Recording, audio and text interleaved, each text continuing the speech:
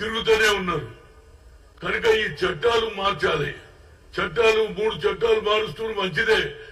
ఎప్పటికప్పుడు కేసును బట్టి చట్టాలను కూడా మార్పు వస్తే, ఇప్పుడు మన నర్మదా ఇష్యూలో చూడండి 23 ఏళ్లు పట్టింది. నర్మదా నది మీద పోతున్నటువంటి భూములు తీసుకుంటున్నారని ఆమె రైతుల పక్షాన మాట్లాడితే 23 ఏళ్లు పడుతుందా?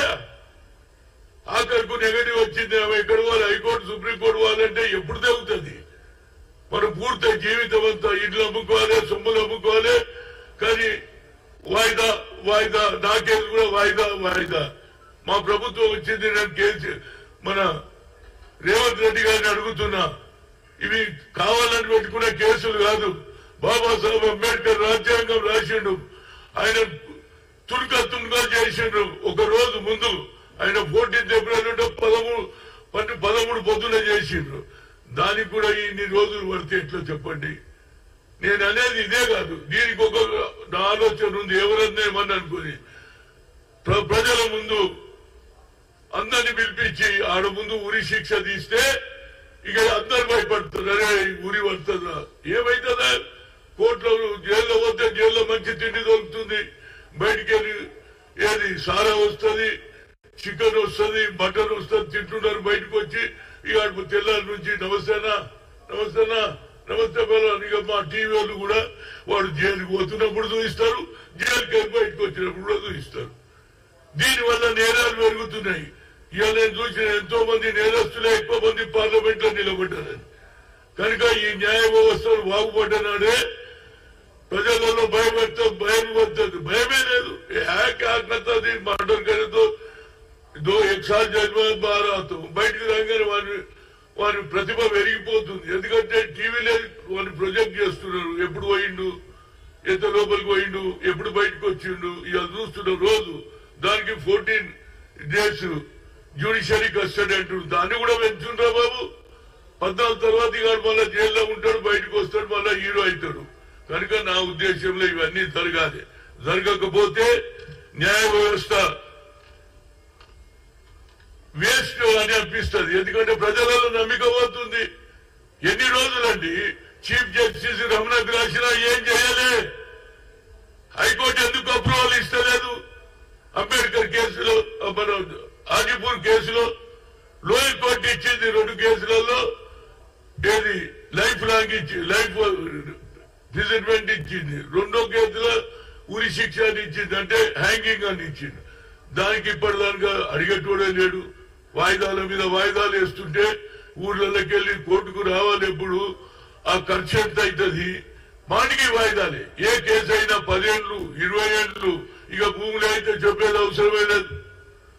ఆనాడు ఎన్టీ రామారావు పోతా ఈ పటేల్ పట్వారీని తీసేయడం వల్ల ఇవాళ అన్ని ధర్ని ఎందుకు వచ్చింది? ధర్నితో మళ్ళీ ఇంకో కొత్త డ్రామా. ఇందిరాగాంధీ ఇచ్చిన 1981 భూములు కూడా మళ్ళా దొంగల చేతికి పోయింది. వాళ్ళతో ఇద్దరు చచ్చిపోతే దొంగ సంతకాలు చేసి హైకోర్టులో గెలుస్తారు. గెలిచి వచ్చి రెవెన్యూలో మేనేజ్ చేస్తారు. హెచ్ఎండిఏ పర్మిషన్ ఇచ్చేస్తుంది. వా, లోయర్ కోర్టు హైకోర్టులో కేసుంటే హెచ్ఎండిఏ ఎందుకు ఇచ్చిందని అడుగుతున్నా నేను. దానకిషోర్ గారికి నిన్న పోయి రిప్రజెంటేటివ్ కూడా వాళ్ళ ఊరోళ్ళు పోయి చేశారు. కనుక ఇవి తగాదాలు పోవాలండి. ఇవాళ కాంగ్రెస్ ప్రభుత్వం వస్తే తప్పనిసరిగా రాహుల్ గాంధీ గారు దీని మీద ఎక్కువ శ్రద్ధ వహించాలి. పేదల గురించి నువ్వు మాట్లాడుతున్నావు. బడుగు బలైన వర్గాల ఏదైతే కులగన చేయాలంటున్నావు, దేశంలో ఎవరు చేయలే, నువ్వే చేస్తున్నావు. నరేంద్ర మోడీ 10 ఏళ్ళున్నా ఏం చేయలే. 3 సార్లు కలిసిన ఆయన ఏం చేయలే. ఒక సెపరేట్ మినిస్ట్రీ చేయలే, కులగన చేయలే. కానీ ఇవాళ దీని మీద కూడా రాహుల్ గాంధీ గారు ప్రధానమంత్రి అయితే ఈ దీని మీద కూడా చట్టాల మీద కూడా నియంత్రణ ఉండాలి.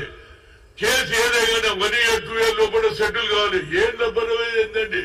ఎవడో పోతే ఇవాళ జడ్జ్ సాబ్ లీవ్లు ఉన్నాడు, వాడు డేట్ ఇచ్చేస్తాడు. జడ్జ్ సాబ్ ఎక్కడో ట్రాన్స్ఫర్ అయిపోయాడు, మళ్ళా డేటు. ఇట్లా డేట్ల మీద డేట్లు వాయిదాపే వాయిదా వాయిదాపే వాయిదా అని ఒక సినిమా చూసిన వాడు సత్యదానిక వాయిదానే ఉంటాయి. ఓన్లీ డేట్లు మారుస్తుంటారు, తేదీలు మార్పులు తప్పితే ఏం జరుగుతలేదు.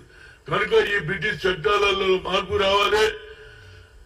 అది రాజుల కాలంలో రాజద్రోహం ఉంటే దాన్ని కూడా ఇంకా దానిగా నడుస్తున్నది. మొన్న నర్సాపూర్ ఎంపీ మీద అక్కడ ప్రభుత్వం రాజద్రోహం కేసు కూడా ఈ చట్టాలలో మార్పు రావాలి. ఎందుకంటే సైబర్ క్రైమ్ నా కేసు ఒకటి చెప్తా. ఎన్నికలు కాకముందు నేను ఖమ్మం సీట్ అడిగితే ఖమ్మం దగ్గర అదే ఏరియా నుంచి ఒక పేపర్లు వచ్చింది.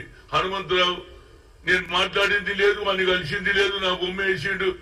ఎవరు వస్తున్నారు అంటే బీజేపీ వస్తుంటుందా, బీజేపీకే మెజార్టీ ఉందా, కాంగ్రెస్ అయిపోయిందని నేను అన్నట్టు రాయిస్తే నేను పోయి సైబర్ క్రైమ్ చేసిన, ధర్నా చేసిన, ఇంతవరకు లేదు.